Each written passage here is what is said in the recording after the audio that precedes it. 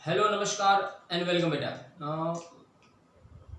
આજના લેક્ચરમાં લાસ્ટ લેક્ચરમાં આપણે વાત કરી હતી કે આપણું ચેપ્ટર કોષ સજીવનો પાયાનો એકમ જે કોષ છે એ ચેપ્ટર આપણું પૂરું થાય છે પણ ત્યાં મારી ભૂલ હતી કઈ રીતે એ પણ સમજાવી દઉં તમને આપણી ટેક્સ્ટબુક જે છે એમાં બે સંસ્કરણો આવ્યા છે જે જૂનું સંસ્કરણ હતું આપણી ટેક્સ્ટબુકનું એની અંદર એક મુદ્દો કોષ વિભાજન વાળો જે મુદ્દો છે એ અમુક ટેક્સ્ટબુકમાં છે અમુકમાં નથી બરાબર એટલે મારી પાસે જે ટેક્સ્ટબુક તમારી છે એની અંદર એ મુદ્દો હતો નહીં એટલે ના હોય એટલે સ્વાભાવિક છે મગજ આપણું ચેપ્ટર પૂરું થાય છે પણ વાસ્તવમાં કોષ વિભાજનનો મુદ્દો છે ને આપણે ભણવાનો બાકી રહી ગયો છે એટલે કોષ વિભાજનને આજે આપણે પૂરું કરીએ પછી આપણું ચેપ્ટર જે કોષવાળું છે એ પૂરું થાય છે એટલે હજી એક આ લેક્ચર આપણો બાકી રહી ગયો હતો એટલે ફરી પાછા આપણે એના જ ચેપ્ટર નંબર 5 કોષ સજીવનો જે અથવા તો જીવનનો પાયાનો એકમ એની જ આપણે શરૂઆત કરવા જઈ રહ્યા છે એની અંદર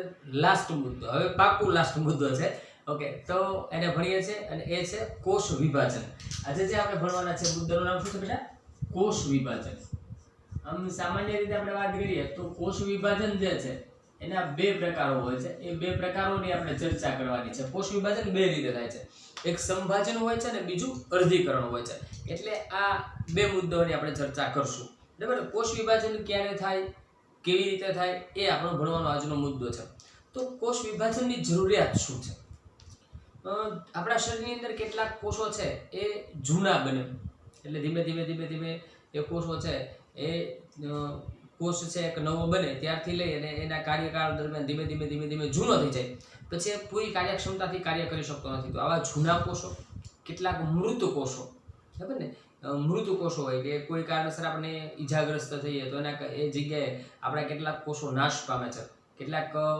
પોતાની જીવન અવધિના કારણે મૃત બને છે ક્યારેક આપણે ઈજાગ્રસ્ત બનીએ તો પણ કોષોને નુકસાન પહોંચે છે તો જે આવા બધા કોષો હોય છે ઈજાગ્રસ્ત હોય મૃત હોય કે જૂના કોષો હોય એના સ્થાને સજીવોમાં ક્રમાનુસાર વૃદ્ધિને કારણે નવા કોષોનું નિર્માણ થાય છે બરાબર તો એ નવા કોષોનું નિર્માણ કઈ રીતે થાય છે એને આપણે સમજવાનું છે તો અહીંયા આગળ એની સિવાય બીજા નવા કોષો ક્યારે બને તો પ્રજનન દરમિયાન પ્રજનન માટે જન્યુ કોષોનું નિર્માણ થાય છે જો એક કયા છે પહેલા નંબર જૂના મૃત કે ઈજાગ્રસ્ત કોષોના સ્થાને નંબર 2 બીજો પ્રકાર કયો તો કે પ્રજનન માટે જન્યુ કોષો અથવા તો જન્યુઓનું નિર્માણ થાય છે બરાબર આ બે બાબતો છે અને આ જે ક્રિયાઓ દ્વારા થાય છે જેના દ્વારા બંને કોષોનું નિર્માણ થાય છે એને કોષ વિભાજન કહેવામાં આવે છે મુદ્દાઓ લખતા જઈએ અને સાથે સમજતા જઈએ તો સૌથી પહેલા તો કોષો ક્યારે બને કાં તો જૂના મૃત અને ઈજાગ્રસ્ત જે કોષો છે એના સ્થાને સજીવોમાં ક્રમાનુસાર વૃદ્ધિથી નવા કોષો બને છે આપણે એમ કહી શકાય જો કે સજીવોમાં જૂના પછી કેવા મૃત કે ઈજાગ્રસ્ત કોષોના સ્થાને સજીવોમાં ક્રમાનુસાર વૃદ્ધિ આજે થાય વૃદ્ધિ આપણા કોષોના નવા બનવાની જે પ્રક્રિયા એને ક્રમાનુસાર વૃદ્ધિ કહીએ તો ક્રમાનુસાર વૃદ્ધિથી નવા કોષોનું સર્જન થાય છે આપેલો મુદ્દો નવા કોષોનું સર્જન થાય છે આના સિવાય પ્રજનન માટે બરાબર આના સિવાય શેના માટે કોષો બને છે એક તો આ ઈજાગ્રસ્ત થયેલા કે જૂના થયેલા કે મૃત કોષોના સ્થાને બીજા કયા તો પ્રજનન માટે જન્યુ કોષોનું નિર્માણ આવશ્યક છે તો પ્રજનનની ક્રિયા માટે આપણે કહી શકીએ કે પ્રજનન માટે જન્યુ કોષોનું નિર્માણ આવશ્યક છે બરાબર ચલો તો બે બાબતો માટેની જરૂરિયાત છે તો જૂના મૃત કે ઈજાગ્રસ્ત કોષોના સ્થાને અને બીજું પ્રજનન માટે જન્યુ કોષો તો આ કોષોની બનવાની ક્રિયા અથવા તો નવા કોષોનું નિર્માણ થવાની જે ક્રિયા છે એને કોષ વિભાજન કહેવામાં આવે છે બરાબર ને તો આ ક્રિયા એટલે આ બંનેની વાત કરીએ છે આપણે કહી શકાય કે આ ક્રિયા એટલે કે કોષ નવા કોષો બનવાની ક્રિયા, બરાબર ને? આ ક્રિયા એટલે કઈ ક્રિયા? નવા કોષો બનવાની ક્રિયા. એટલે આ ક્રિયા દ્વારા શું થાય છે? નવા કોષોનું સર્જન. આ ક્રિયા દ્વારા નવા કોષોનું સર્જન થાય છે. જો શું થાય છે? નવા કોષોનું સર્જન થાય છે. તેને કોષ વિભાજન કહે છે. અને શું કહેવામાં આવે છે બેટા? કોષ વિભાજન કહે છે. ચલો આ કોષ વિભાજનની વાત કરીએ. કોષ વિભાજન એટલે શું? તો કોષ વિભાજનના મુખ્ય હેતુઓ બે. નંબર 1, પહેલો હેતુ કયો? કે જૂના, મૃત કે ઈજાગ્રસ્ત કોષોના સ્થાને ક્રમાનુસાર વૃદ્ધિને કારણે નવા કોષોનું સર્જન. અને નંબર 2, બીજો હેતુ તો કે પ્રજનન માટે જન્યુ કોષોનું નિર્માણ કરવું. હવે અહીંયા આગળ જે આપણું કોષ વિભાજન છે એના બે પ્રકાર છે. પહેલો પ્રકાર છે એક સંભાજન છે અને બીજું છે અર્ધીકરણ છે. એટલે બંનેને આપણે સમજવાના છે. તો એમાં પહેલો પ્રકાર એ છે સંભાજન. એની આપણે વાત કરીએ. પહેલો પ્રકાર કયો છે બેટા? સંભાજન. સમ એટલે સરખું, ભાજન એટલે ભાગ. બરાબર? જ્યારે કોષોની અંદર એક સરખા ભાગમાં વહેંચાઈ જાય અને નવા કોષો બનાવે તો એને આપણે સંભાજન કહીએ. બરાબર? ચલો દાખલા તરીકે એમાં શું થાય છે આકૃતિ દ્વારા સમજીએ. કે માની લો કે આ એક કોષ છે, બરાબર? આ કોષ છે એના વૃદ્ધિ અને વિકાસ થાય, બરાબર? દાખલા તરીકે આની અંદર એક સમજવા માટે વાત કરું છું કે આની અંદર એક જનીન દ્રવ્ય રહેલું છે, બરાબર? ચલો આપણે એક કામ કરીએ, કોષની અંદર જનીન દ્રવ્ય અલગ કરાથી બનાવીએ. માની લો કે એની અંદર આ એક જનીન દ્રવ્ય રહેલું છે, કોષ કેન્દ્ર રહેલું છે. કોષની વૃદ્ધિ થાય, કોષની વૃદ્ધિ થશે એટલે પછીની ઘટના શું બનશે? તો આ જનીન દ્રવ્ય છે એ બેવડાશે. આ જનીન દ્રવ્ય છે એ બેવડાય, એટલે આવી રીતે બને, બરાબર? હવે શું થશે? આ બંને જે ભાગ છે, આ બંને જે કોષો છે, આ જનીન દ્રવ્ય એ જુદા જુદા કોષમાં દાખલ થાય. અહીંયાથી બે કોષોનું નિર્માણ થાય, એક આ અને એક આ. જુઓ પછી શું થશે? આ જે જનીન દ્રવ્ય છે એક કોષમાં, બીજું જનીન દ્રવ્ય જે નિર્માણ કરવું છે બીજા કોષમાં. એટલે અહીંયા શું થયું? જુઓ, જે જનીન દ્રવ્ય એક હતું એવા જ અહીંયા બે બન્યા, બરાબર? સેમ એના જેવા. અને પછી એ બે કોષોમાં વિભાજિત થઈ જાય એટલે એક કોષમાંથી કેટલા કોષ બન્યા? બે કોષ. તો આ કોષની અંદર જે જનીન દ્રવ્ય હતું એવું જ આ જનીન દ્રવ્ય છે, એવું જ જનીન દ્રવ્ય આને મળે છે. તો આ બધા કોષો કેવા છે?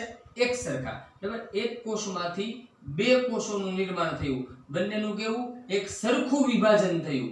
એટલા માટે એને શું કહેવાય? સંભાજન. આપણને સમજાય એટલા માટે. ઓકે, તો કોષ વિભાજનની એવી ક્રિયા જે વૃદ્ધિ માટે મોટે ભાગે થાય છે તેને સંભાજન કહેવામાં. આ ક્રિયા શેના માટે થાય છે? વૃદ્ધિ માટે. દાખલા તરીકે આપણા શરીરના જે વૃદ્ધિને વિકાસ થાય છે તો એમાં સતત કોષ વિભાજન થતું હોય છે. એ કોષ વિભાજન કેવું હોય છે? સંભાજન હોય છે. તો આપણે કહેશું કે કોષ વિભાજનની તે ક્રિયા કે જે વૃદ્ધિ માટે મોટે ભાગે થાય છે, બરાબર છે? કોષ વિભાજનની એ ક્રિયા અહીંયા આપણે લખીએ કે કોષ વિભાજનની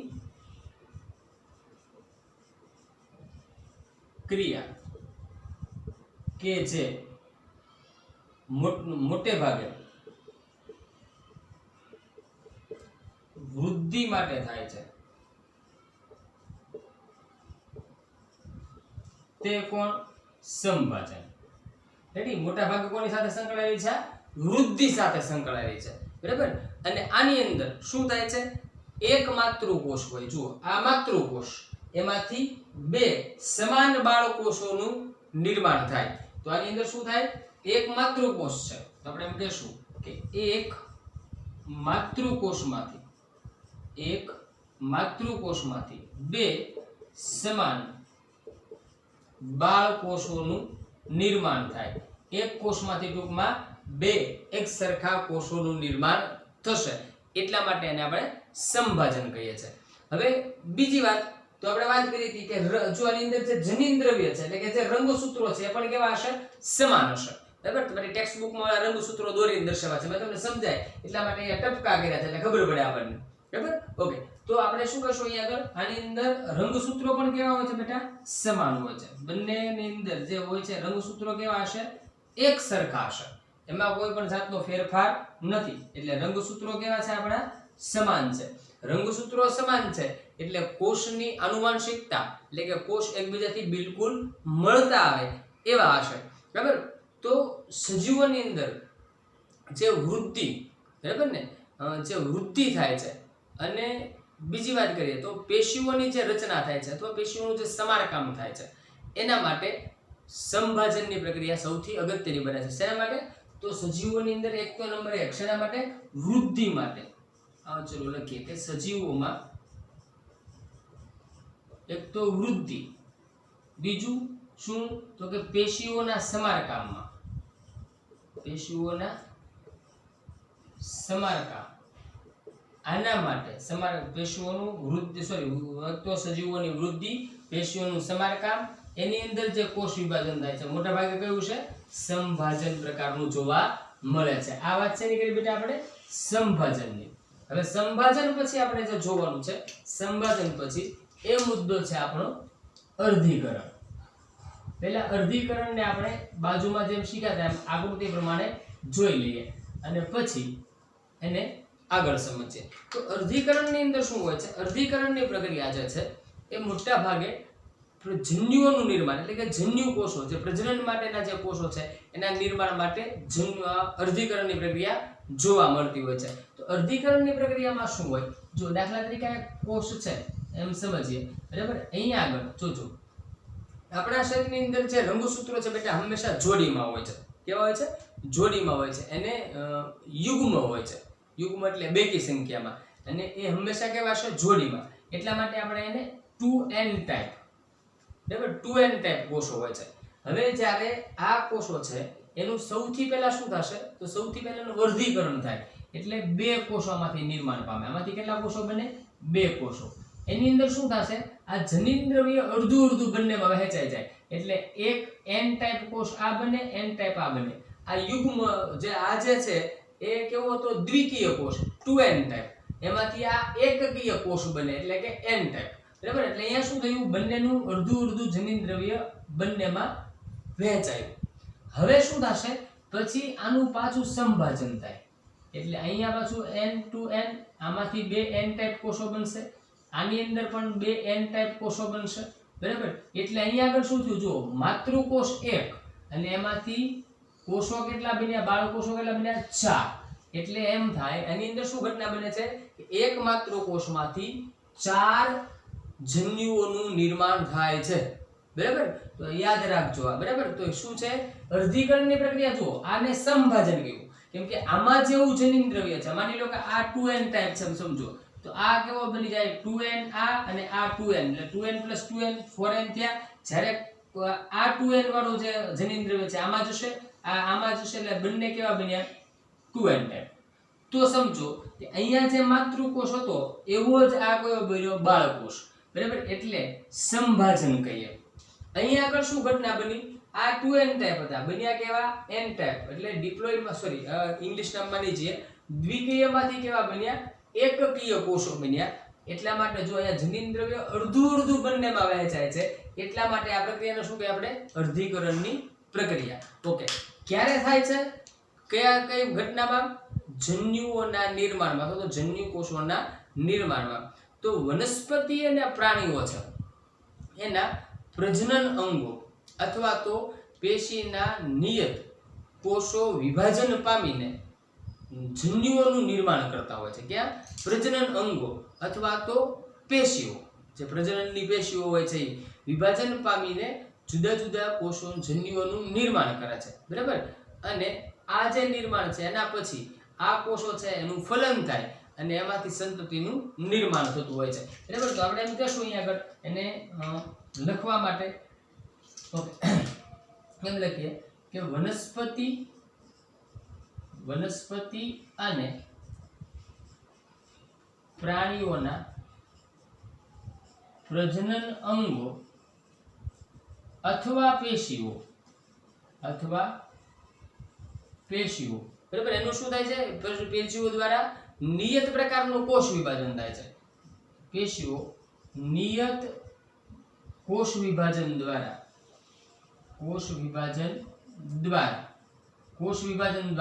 શું કામ કરે છે? તો કે જન્યુ કોષોનું નિર્માણ. આ જે બન્યાને શું કહેવાય બેટા આપણે? જન્યુ કોષો. ઘણી વખત માત્ર જન્યુ પણ કહેવામાં આવે છે. જન્યુ કોષોનું નિર્માણ કરે છે. આ જે જન્યુ કોષો બને છે એનું શું થશે, એની વચ્ચે ફલનની ક્રિયા, અને ફલન છે એમાંથી સંતતિનું નિર્માણ થશે. ક્લિયર? ઓકે, ચલો. તો અહીંયા આગળ શું થાય છે, આ જે વિભાજન છે એને અર્ધીકરણ કહેવામાં આવે છે. આ વિભાજનને આપણે શું કહીએ છીએ, આ વિભાજન જે થાય છે એને આપણે શું કહીએ છીએ, અર્ધીકરણ. શા માટે? કેમ કે એની અંદર જન્યુઓની અંદર જે આ જન્યુના નિર્માણમાં જનીન દ્રવ્ય છે એની સંખ્યા અથવા તો જનીનોની સંખ્યા કેવી થઈ જાય છે, અડધી થઈ જાય છે. રંગસૂત્રો વહેંચાઈ જાય છે, રંગસૂત્રોની સંખ્યા કેવી થઈ જાય છે, અડધી થઈ જાય છે. એટલા માટે પ્રક્રિયાને શું કહીએ આપણે, અર્ધીકરણ. આ ક્રિયામાં શું થાય છે, 2 વખત વિભાજન થાય. પાછું યાદ રાખજો, આ ક્રિયામાં 2 વિભાજન થાય છે. કેટલા? 2 વિભાજન થાય છે. જેમ આપણે સમજ્યા કે પહેલામાં અર્ધીકરણ ને પછી સમભાજન. બરાબર? તો અહીં આગળ સૂત્રોની સંખ્યા કેવી થઈ જાય છે, અડધી. રંગસૂત્રોની સંખ્યા યાદ રાખજો, રંગસૂત્રોની સંખ્યા અડધી થઈ જાય છે. આપણે આગળના વિભાગમાં જો શીખ્યા હતા કે રંગસૂત્રો વિશે વાત કરી. રંગસૂત્રો કેવા હોય છે, સમાન. જો આ 2n ટાઈપ હોય તો બાળકોષ પણ 2n ટાઈપ. પણ અહીંયા આગળ કોષ આપણો માતૃકોષ કેવો હતો, 2n ટાઈપ. જ્યારે જન્યુ જે બને છે કેવા છે, n ટાઈપ. એટલે રંગસૂત્રો કેવા થઈ જાય છે, અડધા થઈ જાય છે. તો આ શા માટે અડધા થાય છે એને સમજવું પડે ને.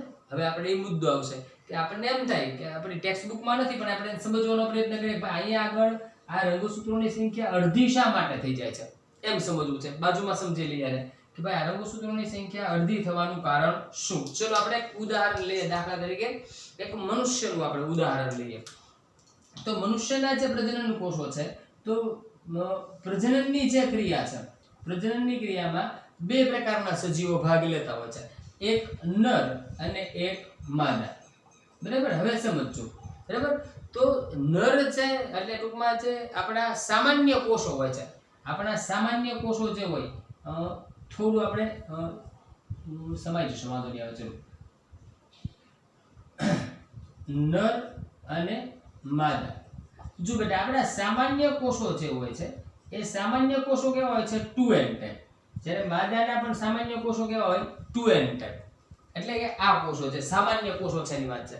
પણ આપણા જે પ્રજનન કોષો હોય છે અથવા તો જનન કોષો જેને કહીએ જન્યુ કોષો, આપણે અહીંયા જન્યુ કોષો બોલ્યા છે ને એની વાત કરીએ તો આપણા જે જન્યુ કોષો હોય છે એ જન્યુ કોષો તો કેવા હોય, n ટાઈપ. બરાબર? જુઓ, આ જન્યુ કોષો નરમાં પણ n ટાઈપ હશે અને માદામાં પણ n ટાઈપ હશે.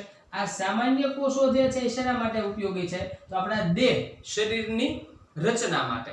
હવે જુઓ શું ઘટના બને છે. શા માટે અર્ધીકરણ જરૂરી છે, શા માટે રંગસૂત્રોની સંખ્યા અડધી જરૂરી છે એને સમજવું છે.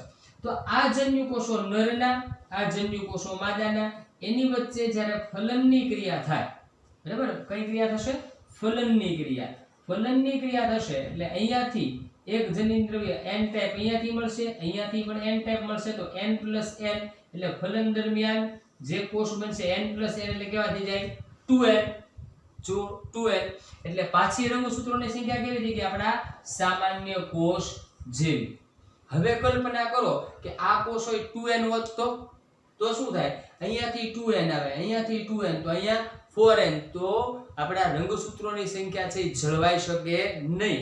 એટલે રંગસૂત્રોની સંખ્યા સંતતિમાં જળવાઈ રહે એટલા માટે જન્યુ કોષો કેવા હોય છે, એકકીય હોય છે. કેવા હોય છે, એકકીય. અને એકકીય જન્યુઓને બનાવવા માટે આપણા માટે કઈ પ્રક્રિયા જરૂરી છે, અર્ધીકરણની પ્રક્રિયા ખૂબ જ જરૂરી છે. તો આ થઈ આપણા કોષ વિભાજનની વાત. ચલો, તો હવે વિધિવત રીતે ખરેખર હાવ સાચું પાઠ પૂરો થઈ જાય છે. બરાબર ને? હવે નવા પાઠ સાથે પાછા જલ્દી મળશું. ત્યાં સુધી આવજો. Take care of yourself and thank you very much.